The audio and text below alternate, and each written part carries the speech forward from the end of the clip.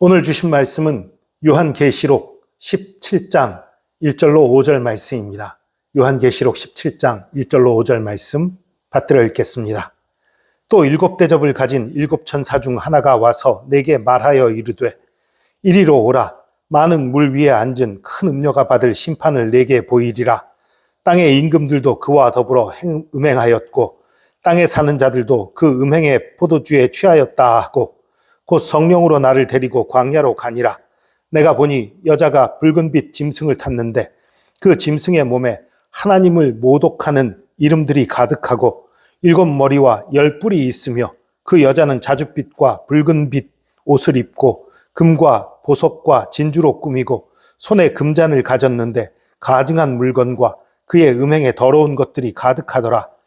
그의 이마에 이름이 기록되었으니 비밀이라 큰 바벨론이라 땅의 음녀들과 가증한 것들의 어미라 하였더라. 아멘.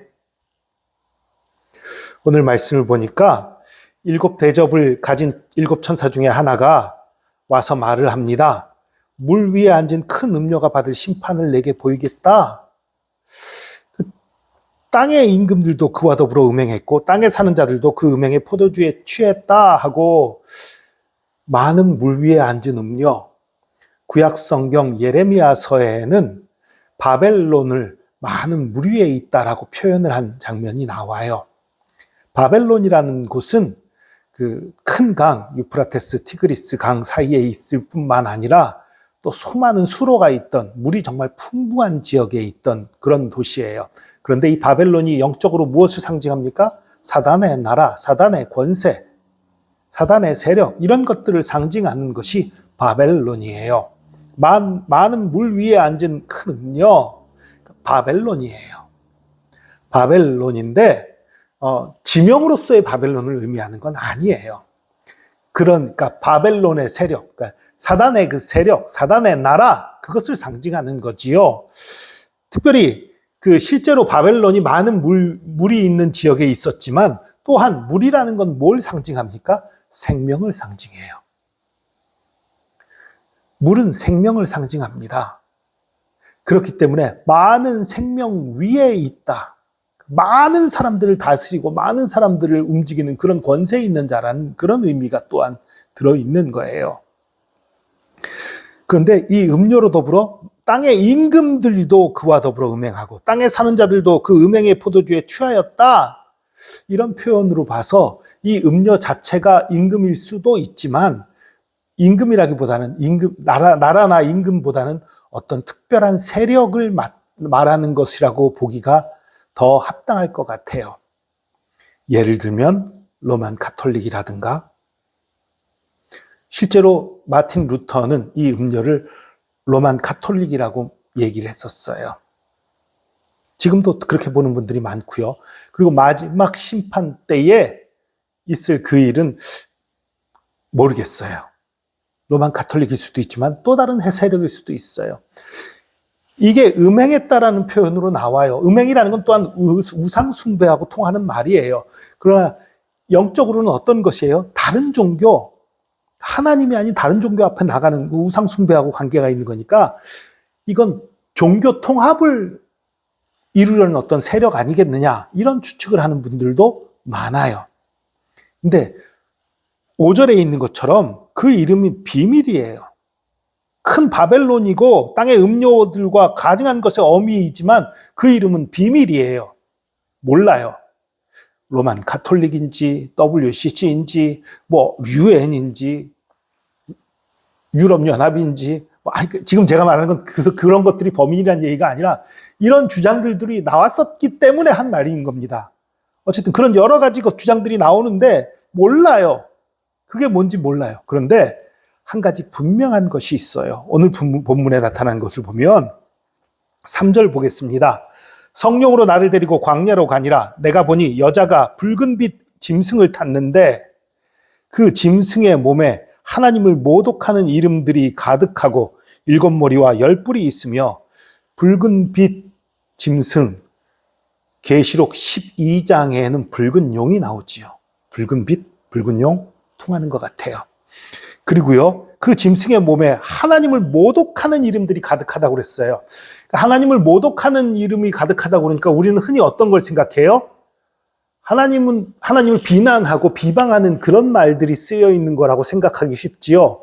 그런데요, 히브리적 사고에서 하나님을 모독하는 건 어떤 거예요? 내가 하나님이라고 하는 거예요. 내가 죄사할 수 있다고 하는 거예요. 내가 하나님 위치에 올라가는 것, 그것을 가장 큰 하나님에 대한 모욕으로 봐요. 그러니까 이 짐승은, 이 세력은 우리만이 옳다. 우리가 하나님을 바로 섬기는 거다. 우리가 하나님이다. 나를 믿어라. 이런 세력일 거예요. 어떤 이단의 세력일 가능성이 아주 높은 거지요. 종교 통합을 이루려는 세력일 가능성이 아주 높은 거지요.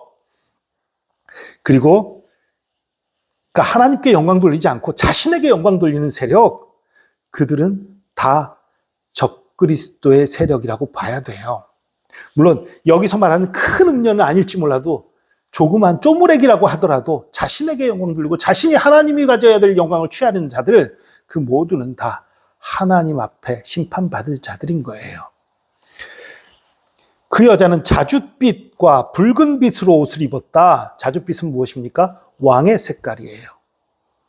고대 근동 지방에서는 그리고 또 유럽 쪽에서는 자줏빛이 왕의 색깔이었어요. 그리고 붉은 빛은 화려한 귀족들, 돈 많은 자들, 그런 사람들의 색깔이에요. 그러니까 자줏빛과 붉은 빛 옷을 입고 금과 보석과 진주로 꾸미고 손에 금잔을 가졌는데 가증한 물건과 그 음행에 더러운 것들이 가득하더라. 아주 풍요로운 거예요. 아주 넘치는 거예요. 평화로운 것 같고 넘치고 행복한 것 같이 보여요. 그러나 그 속에 진리가 없는 거예요. 그 속에 생명이 없는 거예요. 거룩하지 않은 거예요. 음란한 거예요. 가증한 거예요. 이것이 이 음녀의 특징인 것입니다. 여러분, 여기서 우리가 무엇을 보아야 합니까? 우리가 이 땅에 살아가면서 수많은 일들을 겪고 만나고 살아갑니다. 우리나라가 요즘 세계적으로 많이 인정받고 많이 지위도 향상되고 많은 나라들이 부러워하는 그런 나라가 돼가고 있어요. 그런데 정작 우리나라 스스로는 어떻지요? 자살률 세계 최고. 너무너무 힘들다고 어떤 사람들은 그래요. 이게 헬조선이다. 이민 가고 싶다. 이민 가고 싶다는 사람이 정말 많다고 그래요. 그런데 그거 아세요? 이민 간 사람들도 그 나라에서 자살률이 최고라는 사실. 미국에 이민 온 사람들, 미국에 있는 수많은 사람들 중에 어느 나라 출신인가를 해서 그 출신 국가별로 자살을 한 사람들의 통계를 내봤더니 한국 사람의 자살률이 가장 높더랍니다. 미국에서도. 여러분, 이 왜 이렇게 됐습니까? 일제시대를 겪고 또 6.25를 겪으면서 너무너무 못 살고 너무너무 힘들게 살았어요. 그래서 잘 사는 게 지상 최대의 과제였죠. 잘 사는 게 목적이었지요. 잘 사는 것만 생각하고 바라보고 달려왔더니 더 중요한 걸 잃어버린 거예요. 거룩함이 없는 거예요. 생명이 없는 거예요. 소망이 없는 거예요. 여러분, 정말 좋은 분들도 너무너무 많아요. 우리나라 사람들 중에. 잘 사는 사람들, 거룩한 사람들, 하나님의 사람들, 존경할 만한 사람들 너무너무 많아요.